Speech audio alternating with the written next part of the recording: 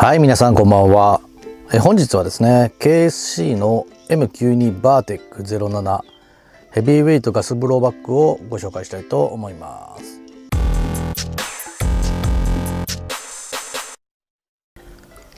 こちら実銃はですねイタリアのベレッタ社が製造するオートマチックピストルになります。日本のですね特殊捜査班シットっていうんですかね、こちらが使用していることでも有名です。もともと M9 はですね大好きな銃で、その M9 を改良した M9A3、 こちらバトンさんの BM9 という名前ですね。こちら私は保有をしています。 M9A3 のベースはこのバーテックの部分が多いので、新たにバーテックを買うかですねちょっとかなり正直購入は迷いました。ただヘビーウェイトでKSC のですね外観の良い M9 系がちょっと欲しくなってですね、あと、ちょっと安売りしてたというのもあって思わず購入してしまいました。私が保有している東京丸の M9 とですね、あと先ほどのBM9 ですね、こちらとも比較しながら見ていきたいと思います。またKSC ならではのですね部分なども見つけられればなというふうに思っております。手にした印象ですけれども、まずは M92 系の銃の美しさを感じますね。バーテックの特徴はやはりグリップのストレート部分ですよね。あと先端部分のバレルがですねショート化されて短くなっているのも特徴的です。はい、こちら M9 と比較するとですねバレルが短くなっているのがわかるかと思います。あと非常に重量感があります。重量は約 900g になります。あと全体的にですね刻印が多いのも印象的です。あとスライドとですねフレームの色合いがヘビーウェイトのマットなブラック、こちらも特徴的だと思いました。それでは各部見ていきたいと思います。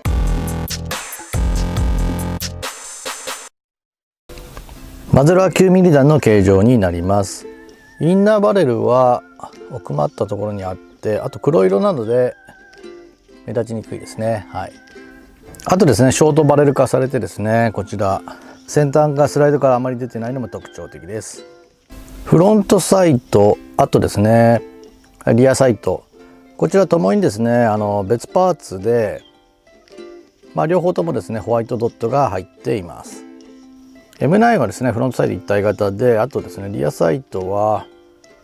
半円のドットなのでこちらもちょっと違いますね。左側の刻印はこの通りです。リアルな刻印なんですが、こちらのマークですね、こちらはやはり PP で実銃の PB とは異なります。フレーム下部にはレールがあります。こちらパーティングラインもきれいに処理されています。スライドストップは左側のみになります。こちらは金属製になります。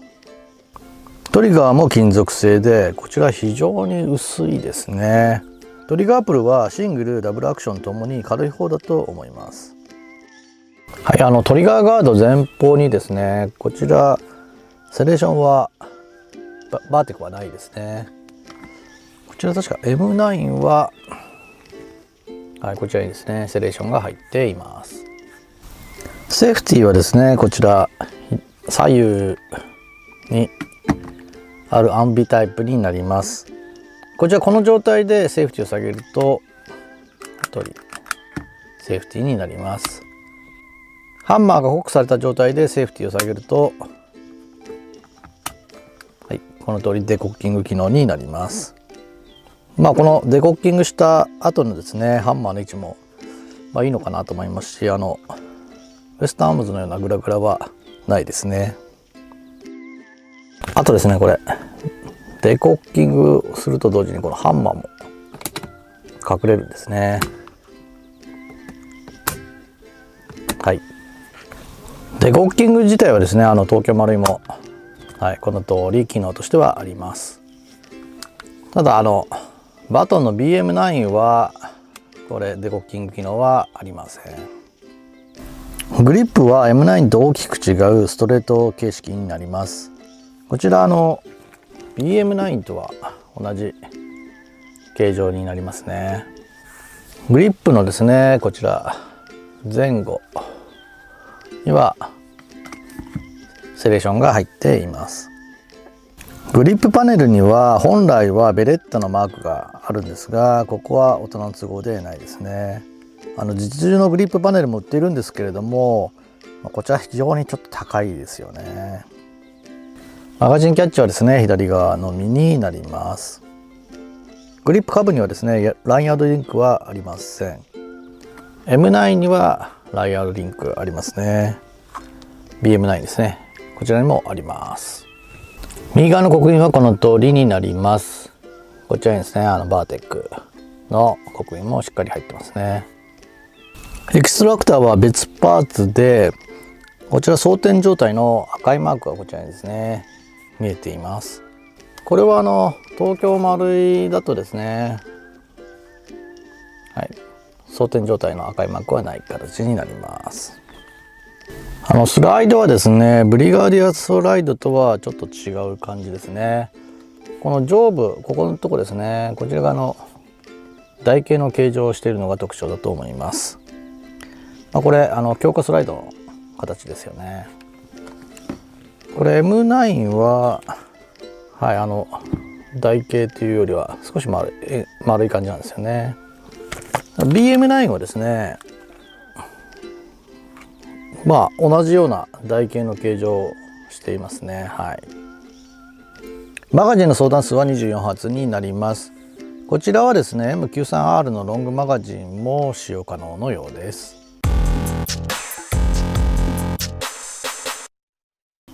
それでは通常分解したいと思います。マガジンは抜いておきます。はい、こちらはですね M9 と同様、こちら側からボタンを押してテイクダウンレバーを下げると、はい、逆飛び出しましたけれども、この通りスライドとフレームに分解できます。でこちらもすでに取れましたが、リコイルスプリング意識ですね。あとはい、こちらはアウターバレル意識になります。アウターバレルとインナーバレルはここのピンですかね、ここで接合されているようですね。あとアウターバレルは樹脂製ですね。こちらはヘビーウェイトではないような感じもします。あとこちらロッキングブロック、こちらは金属製で、はい、こちらですね、こちらにバネが入っています。はい、リコイルスプリングはスチール製ですが、こちらガイドはこの溝フルートが入ったタイプですね。ケーシはこれ樹脂製になりますね。確か東京丸いは金属製であったと思います。はい、こちらスライドになりますが、ヘビーウェイトなんで、非常に重量がありますね。これ 137g ありました。東京丸いのスライドが 100g ちょっとなので、ヘビーウェイトの分重量があるのかなと思います。あとスライドのこの先端、ここですね、ここに金属のプラグが入ってるんですね。買ったばっかりの時このプラグが取れるんですね。ただこれ取れるとですね、実車時にですねこれが取れてですね、中でプラグが動いてるのが分かるような感じになってしまうんですね。なので私はですねこのプラグを、周りにアルミテープをちょっと巻いてですね装着しました。なので今もうほとんど抜けなくて、逆に取れなくなったかもしれないですけど、それでもいいかなと思って今抜けないようにしています。はい、こちらがスライドですが、オールヘビーウェイトなのでフレームもヘビーウェイトだと思います。はい、ノッカーロックやハンマーピンですかね、それはスチール製で、いくつかスチールパーツが使われているようです。スライドストップの削れ防止パーツは入ってないですね。はい。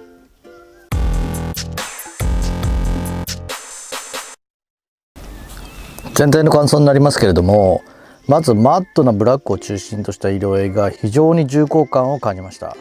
スライドやフレームのエッジもしっかりしていて、刻印もしっかり彫られていってですね、外観の作りの良さはやはり感じます。あとファイアリンピの可動やですね、台形の強化スライドの形式とか、あとエキストラクターの別パーツ、あとリコイルスプリングガイドの軽量化など、細部にまでですね、丁寧に忠実に作られている感じがします。ヘビーウェイトの重量感あるこの持ち味っていうんですかね、あと実車時の重いリコイルも魅力的だと感じました。命中精度もですね、素直な弾道でトリガープルの良さもあってですね、もちろん近距離とは全く問題ないですね。あとグリップもストレート形状で重量緩い細くなって握りやすくなっています。あえて難点を言えばですね、ヘビーウェイトのですね、やはり湯じわっていうんですかね、そちらがちょっと目立ちますね。これは個体差だと思います。マガジンはですね、さすがにちょっと冬場の時期はですね、そのままだと厳しいですが、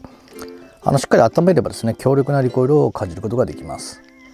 ただあんまり温めすぎるとですね、うまくハンマーが叩けなくなります。あと私は手が小さいので、このストレートグリップでもやはり少し太い感じもしますね。あと実車の耐久性ですが、以前 KC の CZ75、これがですね、実車結構苦い思い出があるので、今後ですね、ちょっと様子を見ていきたいなというふうに思っています。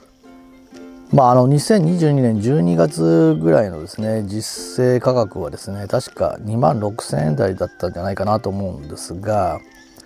ハンドガンとしては少し値段は高めかなというふうにも思います。私はちょっとかなり安めで購入できましたが、ぜひですね、2万円台前半、または1万円台で売ってもらえると嬉しいかなというふうにも思います。ただですね、外観の作りはやはりさすが KC で非常に良いと思います。その点で価格に納得感がある方もいらっしゃるかもしれませんね。今回バーテックはですね、非常に外観の良さに惚れ込みました。私は結構実写するのが好きなタイプなんですけれども、この綺麗な作りからですね、飾っておいてもいいかなと思えるようなエアガンでありました。はい、私が保有するM9 シリーズっていうんですかね、そちらをちょっと並べてみました。右から東京マリーナ M9 で、今回の真ん中がバーテックで、左がM9A3 をかたどった BM9 ですね。M9 シリーズを集めるのもですね、非常に楽しいかと思います。シット隊員が好きな方やですね、あとベレッタ好きの方にはですね、このようにコレクションとして一丁保有するのもいいんじゃないかなというふうに思わせる銃であります。はい、この後実写シーンもございますので、よろしければそちらもご覧ください。